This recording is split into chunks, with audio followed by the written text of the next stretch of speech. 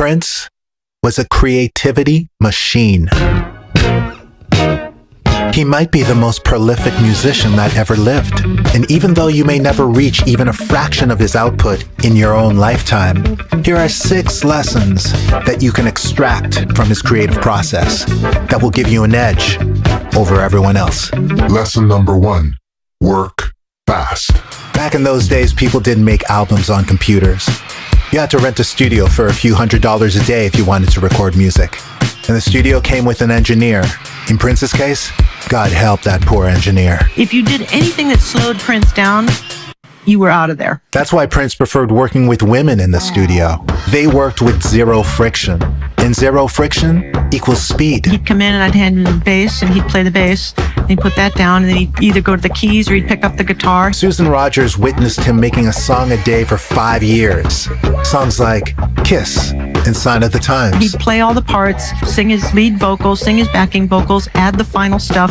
I'd be mixing it as the song was coming together. And usually a day later, it would be done. We could do, and we did do, an album in a week. And all he had when he came in was lyrics that he had jotted down in his hotel room. He came in with stationery from Le Parc with the lyrics on it. And he would emerge with a fully written, fully recorded, and fully mixed song by the end of it. He jump on the keyboards, you know, guitar. It was just funky, you know. It's like, man, it's like, how do you come up with this? Plays all the instruments on it. He played everything and he mixed it too. And he mixed it in one day. Jesus. Everything was basically one take. Prince was in constant flow. He was like a funnel. It was as if somebody was pouring these songs into him and they would just continue to come out the other end. He raised the bar for how fast you could create a hit song. I've spoken with some of his engineers who worked with him later in his career as well, and we all say the same thing. You know, after Prince, you try to not feel disdain for a person who needs to take all day to do a guitar part. You're thinking, why do you have a record deal? The other woman engineer that worked with Prince was Peggy McCreary. She did Controversy, 1999, and Purple Rain. I mean, we did a song all in one day. A finisher. Peggy McCreary was right there in the room when Prince recorded the biggest song of 1984, the biggest song of his career, in only 2 days. You know, like we cut When Doves Cry, just the two of us. It was nice to watch that process. He usually started with a drum track, and he did with that one, and then he started building raging guitar and the raging synths and everything. It seemed so overproduced to me. It was the last night we were mixing it. As the night went on, things started coming out. And he kind of unproduced it, if you can possibly do that. And then the last thing he did is he punched that bass out and he smiled at me and he said, "Ain't nobody gonna believe I do this." And he did. He stuck with one idea while it was burning hot until it was finished. But how do you do that? How do you develop that kind of tenacity? Well, you'll need to internalize and live by this next lesson. Lesson number 3. Stop trying to be a perfectionist. Do you remember they used to spend a week on a fucking snare sound? It's like, give me a break. And I literally had 5 minutes to get a drum sound. He taught me another side. You know, that little picky, cocained out shit doesn't matter. If it's a good song, you get it down, it's a good song. Don't overthink things. Keep it moving. In the overproduced 80s, this was unheard of. In that era, everybody was kind of doing the sterile music where you do 20 takes of one thing, and he didn't work like that. A lot of times he would take the first take, even though there were maybe mistakes. You go, "Oh, I know I can do it better. Let me perfect it." He said, no, he wants the feeling. There was something about the first emotion that he wanted, and he'd mix into it, and you go, oh. Prince knew that leaving the mistakes in was also leaving the emotions in. He himself could not have functioned if he'd been obsessing over every little detail. His work was gesture sketches. His music would come out like a sneeze. It was just bam, bam, bam, bam. I've known anyone who had a stronger work ethic. If he wasn't on a date and he wasn't on a business call, he was making music. And we made music every day. I was his full-time employee, so if we were not on tour, we did rehearsals during the day, and then we recorded at night. If we were on tour, this guy would play a 4-hour sound check often.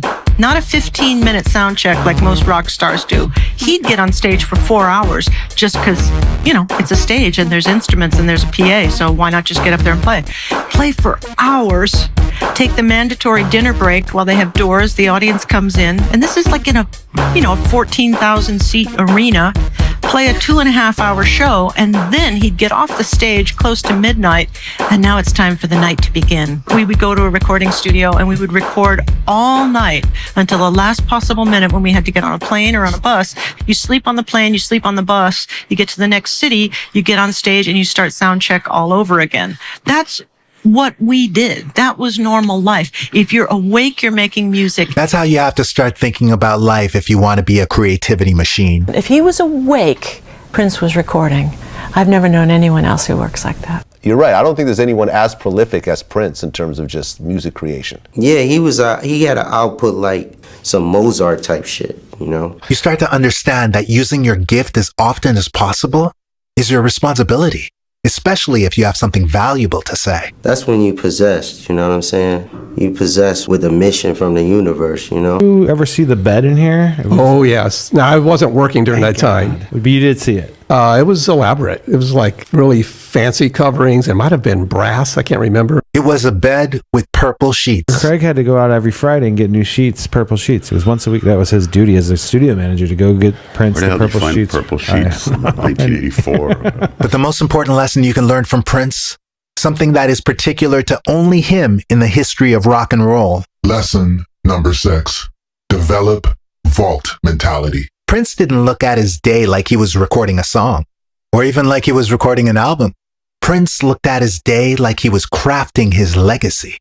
And that's why as soon as he built his own recording studio, he also built the vault. I started the vault. One of the things I realized would be smart for me to do would be to get all his tapes together in one place. My goal was, I want us to have everything he's ever recorded right here. If we're going to have a vault, let's have a vault.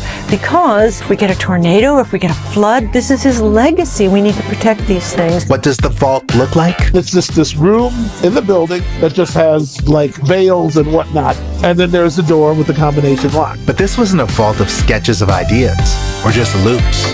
This was a vault of fully mixed songs and full albums that have yet to see the light of day. When you say the word vault, it's really a vault of treasure. I mean, it's like the Beatles stuff. This stuff is incredible on every level with all different type of artists. You see the amount of recordings he has in his vault, it doesn't even make sense. You would think somebody's lived like 300 years and was recording 5 songs a day. Frequently, he would have very, very excellent songs that for whatever reason didn't fit the concept he had in mind for a given album. So that song would fall to the wayside. The amount of time that I spent in the studio with him, probably only about 5 or 10% of it was ever released. And how many songs are in that vault? Ooh, when I was there, I say about 2,000 songs. Do you think we're ever going to get to hear everything that's in the vault? No. Why? Because he won't put it out?